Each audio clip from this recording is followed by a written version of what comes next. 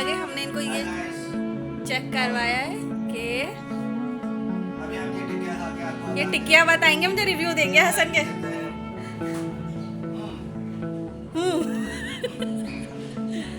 Honest review दे देना।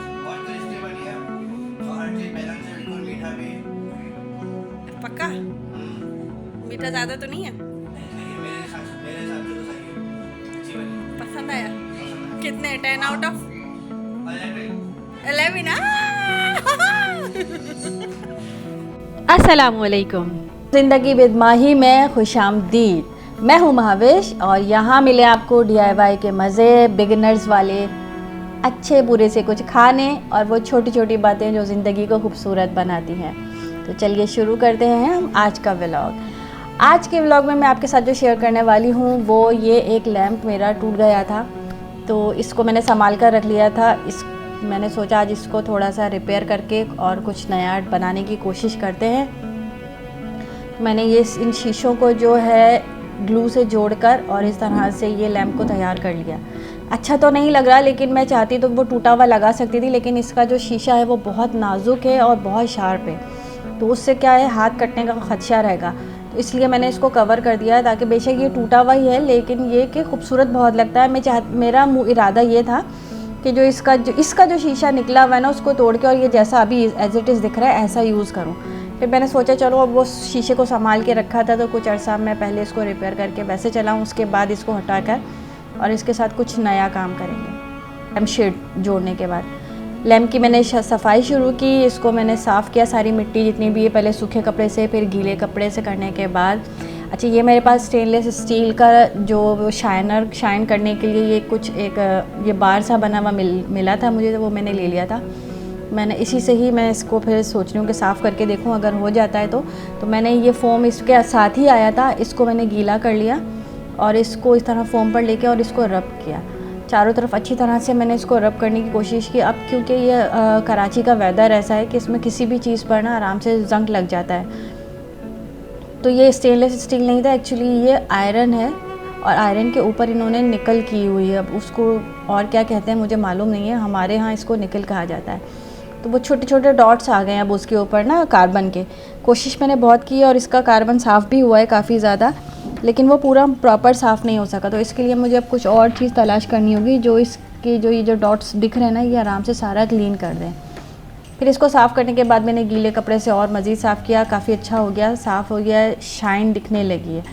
फिर इसके बाद जो है मैंने जो इसका लैम्प शेड टूट गया था उसको दोबारा जोड़ने के बाद यकीन करें बहुत प्यारा लग रहा था, लेकिन वो जो टूटा हुआ हिस्सा है ना वो इसकी शान को थोड़ा सा कम कर रहा था। तो मैंने इसे जोड़ दिया है इस तरह से, ये ग्लू लगा के। ग्लू बहुत अच्छा है लेकिन ये फर्स्ट अटैम्प्ट में एकदम नहीं स्टिक हो रहा था। इसको लगाने के बाद 1-2 सेकंड के लिए छोड़ते फिर इसको मैं स्टिक कर रही थी, तो बहुत अच्छा ये स्टिक कर रहा है और माशाल्लाह शीशा अभी तक ना इसका ख़राब नहीं हुआ। तो इस तरह से मैंने ये इसको स्टिक कर दिया और ये देखिए जुड़ने के बाद कितना प्यारा लग रहा है।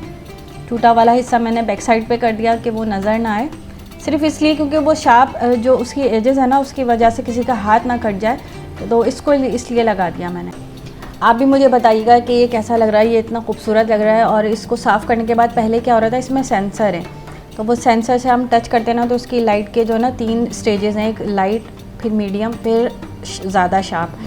तो वो भी इसका सही हो गया और इसके सारे टचेस काम करने लगे। तो मैं अभी आगे वो भी आपको दिखा देती हूँ कि वो कैसा लग रहा था। अल्हम्दुलिल्लाह ये सारा काम मेरा अच्छे से हो गया। फिर इस काम से फ़ारिग होने के बाद मैंने मटर छीले। मुझे अहमद भाई ने 10 किलो मटर ला दिए थे, तो मैंने सोचा कि चलो अभी कोई काम नहीं है फ़िलहाल, तो जल्दी जितना हो सके ना मैं ये मटर सारे छील लेती हूँ। मटर पहले तो मेरे अम्मी अब्बू ये सारे काम करते थे, सब्ज़ियाँ छीलने, फल और सब्ज़ियाँ दोनों छीलने काटने वाले काम मुझे पसंद ही नहीं है, मैं करती ही नहीं हूँ, मैं खाती ही नहीं थी ऐसे फल वल। तो मुझे मेरी अम्मी बेचारी जब होती थी तो अम्मी मुझे काट के खिला देती थी। फिर अम्मी के बीमार होने के बाद अब्बू सारे फल काट के दे दिया करते थे, नहीं होते थे ना वो बेचारे अब्बू ला के चीज़ें रखते थे और फिर नाराज़ होते थे, अब नहीं लाऊंगा। लेकिन खैर वक्त के साथ साथ सब कुछ करना ही पड़ता है, अब कोई नहीं है करने वाला तो खुद ही करना ही है। अब जब मैं मटर छील ही रही थी तो फिर मुझे सना ने कॉल की, बताया कि आज रजब है और आज मीठा कुछ फातिहा के लिए बनता है। तो मुझे कुछ आइडिया ही नहीं था, मुझे तो पता ही नहीं था कि आज रजब है, 27 रजब है। फिर मैं उठी जल्दी जल्दी, मैंने सोचा कि क्या बनाया जाए, तो सबसे आसान फ़िलहाल मुझे खीर लगी, तो मैंने जल्दी से दूध पकने के लिए रख दिया और दूसरी साइड पे चावल बॉईल करने रख दिए। अम्मी के 40वें वाली जो मैंने खीर बनाई थी वो डिफरेंट थी, और ये उसमें हमने दूध में डाल के चावल पकाए थे, और लेकिन अभी इस खीर के अंदर मैंने चावल पहले बॉईल कर दिए हैं, और ये दूध जब पक रहा था तो इसके अंदर मैंने चीनी डाल दी। ये मैंने कितना लिया है, तकरीबन आधा किलो दूध लिया है, उसमें ये वाली 1 प्याली पूरी डाली है। अभी मैंने हाफ़ डाली है, थोड़ी देर बाद मैंने आधी भी डाल दी थी। इसके अलावा मैं आज मीठी टिक्कियाँ भी बना रही थी, तो मीठी टिक्कियाँ बनाने के लिए मैंने ये चीनी को ग्राइंड कर लिया, चीनी को ग्राइंड किया, और वो जो उधर खीर पक रही है और इतनी देर में मेरे चावल भी बॉईल हो रहे हैं। फिर चीनी को ग्राइंड करने के बाद जो है ना, क्योंकि क्या है, मैं चाहूँ तो साबुत भी आप डाल सकते हैं, लेकिन ना वो फिर उसके दाने बीच में आएंगे और वो बहुत देर से घुलेगी, तो इसलिए हम चीनी ग्राइंड कर लेना ज़्यादा ज़रूर सही है, बेहतर है मेरे हिसाब से। तो अदरवाइज़ फिर आपको या दूध जो आप दूध पकाएंगे से आटा गूँधेंगे ना, फिर उसमें आपको ये हल करनी पड़ेगी। इतनी देर में हमारे चावल भी बॉयल हो गए, तो मैंने चावल उनको ग्राइंड कर दिया, क्योंकि अब टाइम बिल्कुल भी नहीं था कि मैं दूध में डाल के उसको पकाऊँ, और वो बहुत ज़्यादा टाइम लेता है। तो इस तरह से फिर मैंने इसको ग्राइंड कर और दूध में पकाने के लिए डाल दिया, और थोड़ी देर बाद इसी में मैंने फिर इलायची भी डाल दी। ये सारे काम ना हमारी अम्मी करती थी। अम्मी को ये रजब की तारीख़ें और ये जितनी भी तारीख़ें होती थी ना, सारे दिन रातें जागने वाली, वो सब याद रहती थी, और अम्मी बाकायदगी से सुबह उठ के सारे काम अपने शुरू कर देती थी, और बड़े हलवे पका रही हैं, खीर बना रही हैं, और बाकायदा हमारे यहाँ तो पहले पड़ोस में भी बांटा जाता था, अब तो खैर ये रिवाज आहिस्ता आहिस्ता ख़त्म होता जा रहा है। मेजॉरिटी अब लोग फातिहा का खाना कुछ लोग खाते हैं, कुछ लोग नहीं खाते हैं, तो इस चीज़ों में ना फिर सोचना पड़ता है कि किसको भेजें और किसको नहीं। अब हम बनाएंगे टिकिया जो रजब में बनती हैं ना, वो उसकी मेजरमेंट के लिए मैं बता देती हूँ। मैंने ये वाली कटोरियाँ ली हैं, साइज़ में जो भी लिया है वो इसी सेम कटोरी का लिया है। आप भी जो भी प्याली आपके पास हो आप उसका ही साइज़ सेम लीजिएगा, ठीक है ना। मैंने लिए इलायची, घी, तिल, खोपरा, पिसी हुई चीनी, दूध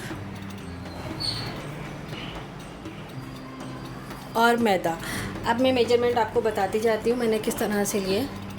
ये मैंने थोड़ा सा, ये जो मैदा है ये मैंने 2 प्याली लिया है, एक इसमें मैं ऑलरेडी डाल चुकी हूँ और एक ये रहा। 1 प्याली हमने चीनी लिए पिसी हुई। सूजी ऐड नहीं कर सकी थी तो ये हाफ़ प्याली सूजी लेंगे हम, हाफ़ प्याली सूजी, खोपरा, तिल और इलायची, ये तमाम चीज़ें डाल के ना मैं इसको अच्छे से मिक्स करूँगी। ये तमाम अच्छे से मिक्स हो गया। ये जो हमने 3 चम्मच घी लिया था ये इसमें ऐड कर दिया। अब घी डाल के ना इसके अंदर अच्छी तरह से ना आटा और घी को इस तरह से मसलना है, ताकि जो घी और आटा है वो एक जान हो जाए। बिल्कुल अच्छी तरह से इसको आप हम रब कर करके इस तरह से और इसको मिक्स करेंगे। फिर इसके बाद इसको नीम गर्म दूध से हमने गूंदना है। और दूध कितना गर्म होना चाहिए कि आप अपनी सबसे छोटी उंगली जो होती है पिंकी फिंगर, उसको आप दूध में डिप करेंगे और ये 5 सेकंड तक स्टे करेंगे। बस इतना इसको गर्म लेना होगा, ना इससे ज़्यादा ना इससे कम। बस इस तरह से मैंने फिर इसको गूंदना शुरू किया। दूध मुझसे थोड़ा सा ज़्यादा हो गया था तो इसमें मैंने बाद में थोड़ा सा मैदा और मिलाया था, और मिलाने के बाद ये बाटा हमारा रेडी हो गया। इसको लेकिन मैंने अच्छी तरह से गूंदा है। इसको बहुत अच्छी तरह से आपने गूंदना और थोड़ा सख्त रखना है। इसको 1 घंटा रेस्ट दिया। इसके बाद मैंने ये तेल को गर्म होने के लिए रख दिया। क्या अब ये 1 प्याली में मैंने थोड़ा सा ऑयल ले लिया है, ताकि ये सरफेस को और चीज़ों को चिकना करें, क्योंकि जब हम टिक्कियाँ बनाएंगे ना तो वो चिपक ना जाए। तो बस इसको बेलन पे हमने ऑयल लगाएंगे और सरफेस पे भी मैंने ऑयल लगाया था, और उसके बाद पेड़े बनाकर और इस तरह से टिक्कियाँ बेलना शुरू कर दी। ये सारे काम हमारे अम्मी के सिखाए हुए काम हैं।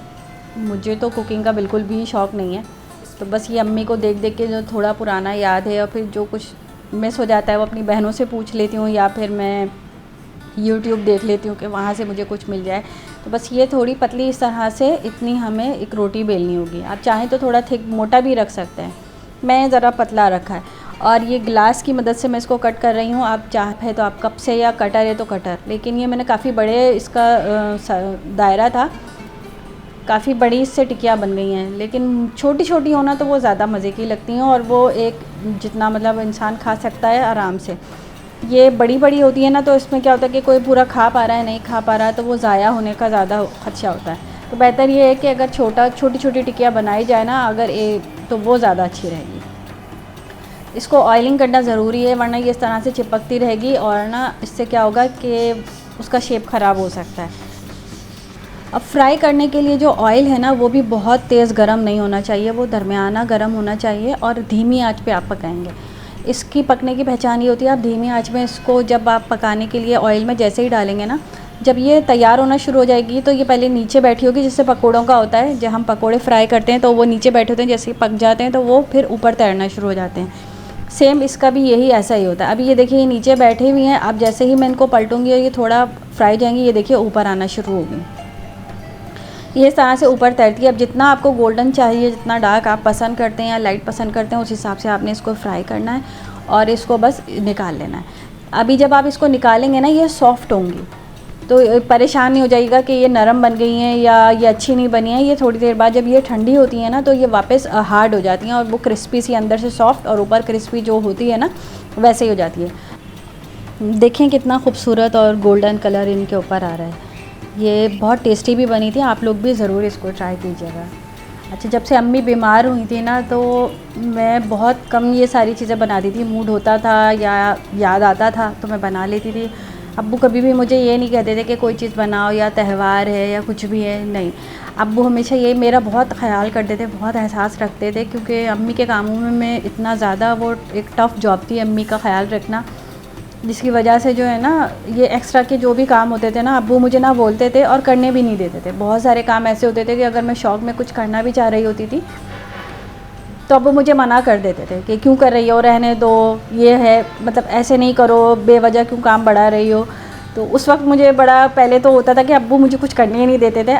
जब बाद में फिर मुझे रियलाइज़ होता था कि नहीं, अब्बू इसलिए नहीं करने दे रहे कि मुझ पे काम का ज़्यादा बर्डन ना पड़ जाए, बहुत लोड ना हो जाए।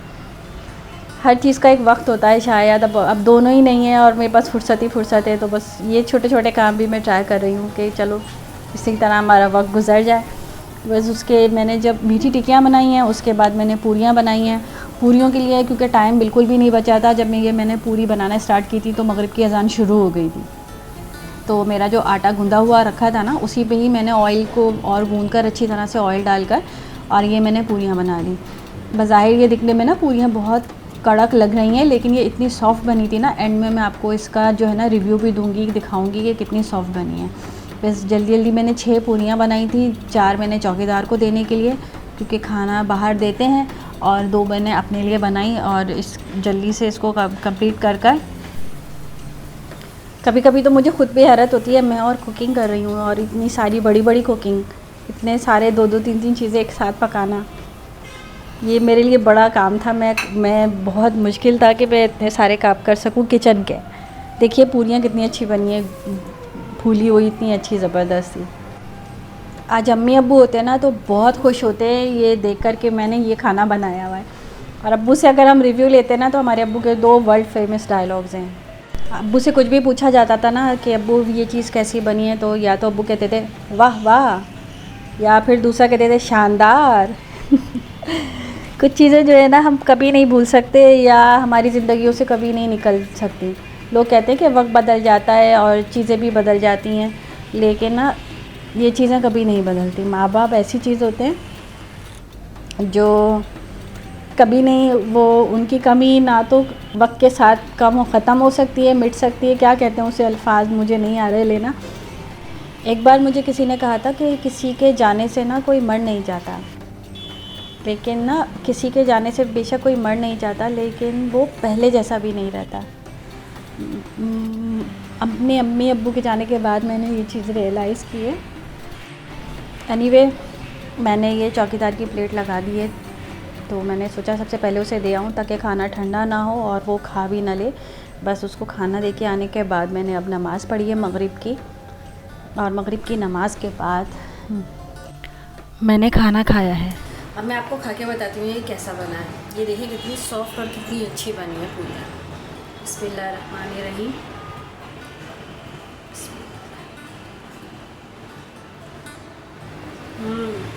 बेहद मज़े का। अब मैं आपको ये चेक कराती हूँ, ये देखें कितनी ज़बरदस्त खस्ता बनी हुई है। ये देखिए, इसको टेस्ट करते हैं। बहुत मज़े की।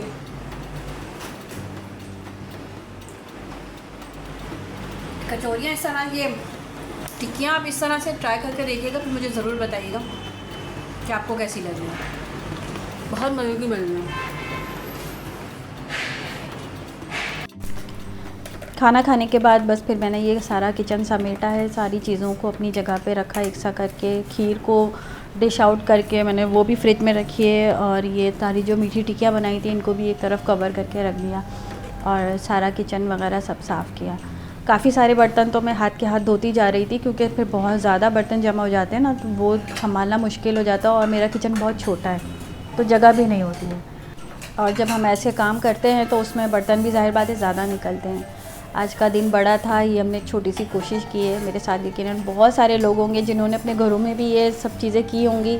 बस अल्लाह ताला हम सब की कोशिशों को कबूल करे, और जिस नीयत से हमने ये सारी कोशिशें की हैं उसका सवाब हमारे बुज़ुर्गों को, हमारे माँ बाप को, तमाम मुसलमानों को, और क़यामत तक जितने भी मुसलमान इस दुनिया से जाएंगे हम सब समेत सबको इसका सवाब पहुँचाता रहे। हम सबको नेक अमाल करने की तौफ़ीक़ अता फ़रमाए। कल जो रात गुज़री है उसमें वो जो हिसाब किताब की रात होती है, अल्लाह ताला बस हमें नेकी की तौफ़ीक़ अता फ़रमाए। हमारे माँ बाप को जो है ना, कभी ये ना उनके आगे पेश किया जाए कि देखो तुम्हारी औलाद ने, तुमने कैसी तरबियत की है और तुम्हारी औलाद जो है ये क्या कर रही है दुनिया में। मैं हमेशा अल्लाह ताला से यही दुआ करती हूँ कि हम बहुत अच्छी और बेहतरीन औलादें तो नहीं हैं, लेकिन इतनी अच्छी औलादें ज़रूर हों कि हमारे माँ बाप के पास ना हमारे अच्छे अमाल जाएँ, बुराई में या कोई ऐसे गुनाह, बड़े बड़े गुनाह ना जाएँ। छोटी छोटी गलतियाँ तो चले हर इंसान करता है। दूसरी मैं ये दुआ भी ज़रूर करती हूँ कि हमारी नेकियां बेशक उनका सवाब हमारे माँ बाप को पहुँचे, लेकिन हम जो भी गलतियाँ कोताहियाँ करते हैं ना, वो उसमें हमारे माँ बाप का कोई हिस्सा, कोई ज़िम्मेदारी नहीं है, वो उसका उनको कोई हिसाब किताब ना देना पड़े। बस सारा किचन मैंने साफ़ किया है और चूल्हा भी साफ़ कर दिया है। तमाम चीज़ें करने के बाद फिर आखिर में ये जो सफाई वाला कपड़ा है इसको भी मैंने वॉश करके रख दिया। अब मेरा किचन पूरा साफ़ हो गया है, तमाम चीज़ें, हर चीज़ साफ़ सुथरी हो गई है अल्हम्दुलिल्लाह। अल्लाह का करम है कि उसने मुझे ये सब करने का मौका दिया। इसके बाद मैंने जो मेरे मटर थे उनको फिर मैं छीलने में लग गई। आज के लिए बस इतना ही। अगर पसंद आया हो तो लाइक करना ना भूलिएगा और अपने दोस्तों के साथ शेयर करें, और हाँ, चैनल को भी सब्सक्राइब कर दिएगा और बेल आइकन दबाना ना भूलिएगा, ताकि आपको आने वाली अपडेट्स मिलती रहें। खुश रहिए। अल्लाह हाफ़िज़।